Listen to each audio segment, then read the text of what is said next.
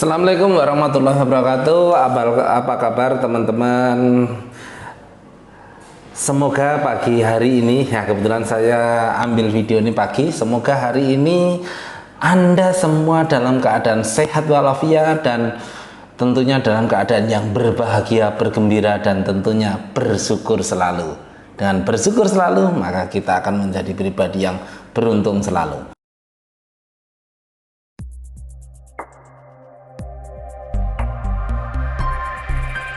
Albar Media, membuka cakrawala, memacu karya.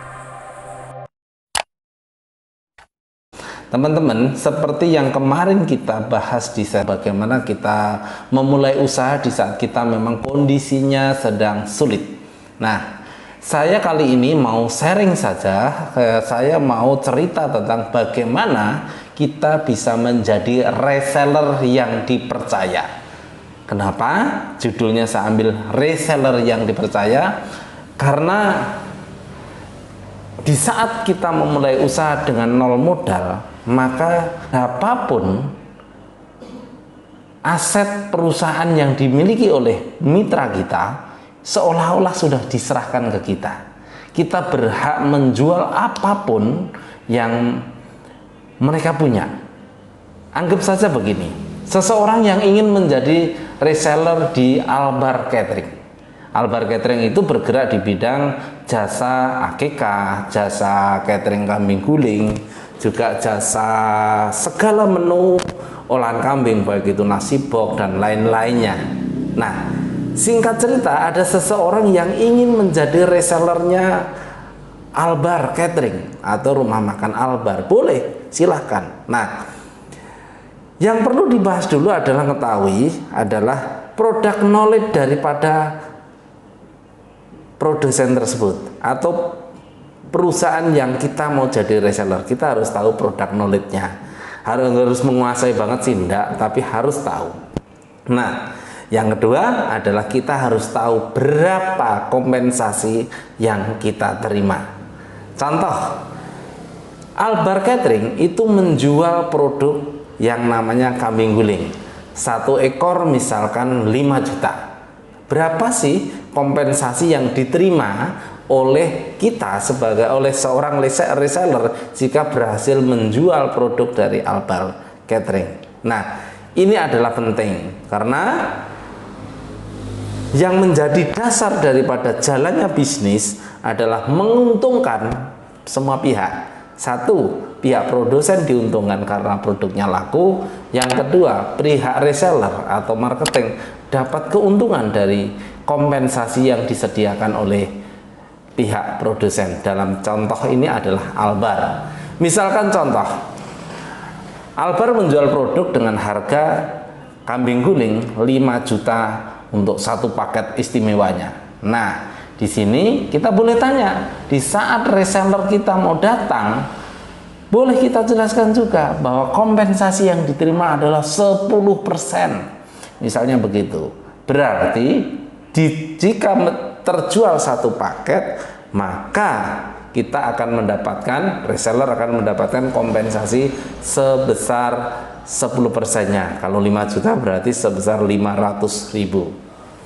Nah, kembali ke judulnya teman-teman, ini tadi kan dua hal yang harus dipahami sebagai reseller, yaitu produk knowledge yang kita jual, yang kedua adalah kompensasi yang akan kita terima.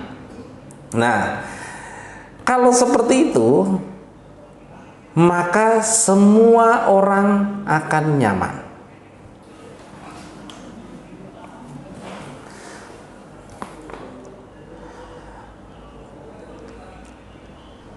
Oke, kita akan kembali ya teman-teman kepada judul kita, yaitu reseller yang dipercaya. Ya, bagaimana menuju reseller yang dipercaya? Maka yang perlu kita pahami adalah apa yang menjadi kekhawatiran produsen, apa yang menjadi kekhawatiran pemilik produk, apa yang menjadi kekhawatiran pemilik barang. Nah, atau apa yang menjadi kekhawatiran, intinya kekhawatiran bos kita atau partner kita itu harus kita jawab di awal. Contoh, seorang produsen, seorang distributor yang dikhawatirkan adalah jika kita menjadi reseller tapi merugikan dia. Contohnya apa? Ini saya banyak contoh ini, jadi teman-teman. Saya mau cerita yang simpel-simpel saja. Teman kita penjual snack jajanan kering contohnya.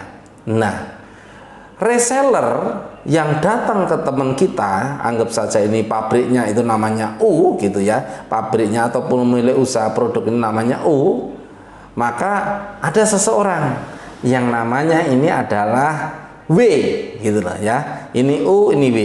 W ini pengen menjadi marketing atau reseller yang dipercaya oleh si U, maka apa yang dilakukan? Tentunya W mendatangi si U ya. Nah, berkomunikasi bahwa dia ingin bekerja sama. Untuk apa? Untuk menjualkan produknya. Satu sisi U ini pasti akan senang. Karena apa? Karena produknya akan ada yang menjualkan tanpa biaya marketing lagi, kan gitu loh. Dalam arti tanpa dia harus merekrut sales, biaya marketing sih tetap ada ya.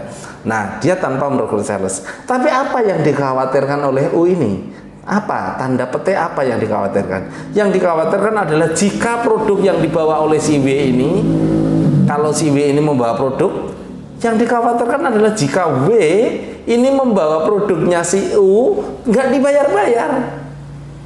Ini kalau kita reseller produk-produk offline ya, barang-barangnya. Nah, ini yang dikhawatirkan. Bagaimana si W ini bisa menjadi reseller yang dipercaya?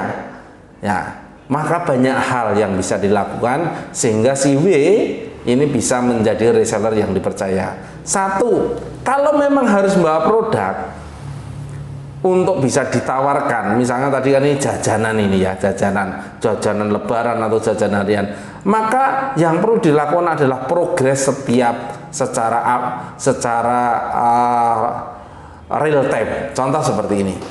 Si U punya produk roti, si W pengen menjual roti. Maka yang perlu dilakukan adalah si U ini kalau harus keliling dengan produknya. Nah, anggap saja ini belum ngerti dunia online sekarang ya. Dia keliling nih ke teman-temannya bawa produknya si U ini. Maka yang dilakukan adalah real time harus ada laporan. Contoh, pagi ambil, sore datang. Sore laporan. Si W pagi ambil, sore laporan.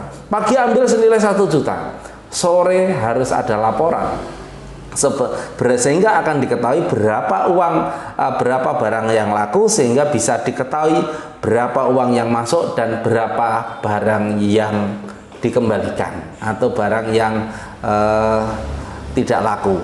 Nah, dengan cara seperti ini maka si U akan mulai tertanam kepercayaan dan si W juga tidak akan melanggar etika. Etikanya dia apa? Dia mendapatkan hasil dari hasil penjualan, bukan mendapatkan hasil dari modalnya si U. Nah, ini teman-teman. Nah, ini hal-hal yang sebenarnya sederhana sekali. Ini jika si W ini tertib, maka berapapun produk yang dimiliki oleh si U akan diserahkan. Karena apa? Si U ini akan senang sekali produknya laku, sementara si W akan mendapatkan penghasilan yang besar karena si U ini memiliki produk yang banyak, tinggal dia menjalankan marketing yang benar. Dia, si W, akan dipercaya dengan cara transparannya tadi, yaitu laporan secara real time. Pagi barang dibawa, sore laporan, laku berapa, sisa berapa. Itu manakala dengan cara yang offline, dengan cara yang sekarang kita punya pasar teman keluarga yang bisa didatangi, yang bisa dikomunikasi dengan produk-produk secara offline, secara COD-an dan lain-lain. Nah, bagaimana produk ini kalau secara online sekarang? Oh, itu sangat gampang sekali malah. Jadi kalau secara online yang penting ada kerjasama. Si U tadi kita minta database produknya apa saja, si W melakukan iklannya. Nah, kalau online maka prinsipnya adalah berapapun hak si U sebagai pemilik barang segera diselesaikan dan si W menyelesaikan berwujud menikmati hasil yang dia dapatkan. Jualan, misalkan tadi harga 1 juta, si W ini haknya adalah sebesar 10%, maka 100.000 adalah haknya si W, 900.000 adalah haknya si U sebagai pemilik produk. Teman-teman, begitu gampangnya kita memulai usaha.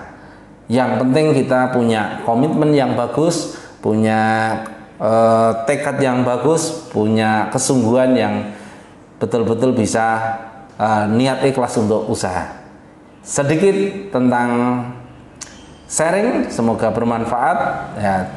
Terima kasih, kita akan sambung dalam session dalam episode berikutnya. Semoga sharing ini menjadi manfaat untuk Anda, juga manfaat untuk saya. Terima kasih, salam sehat selalu, salam beruntung selalu.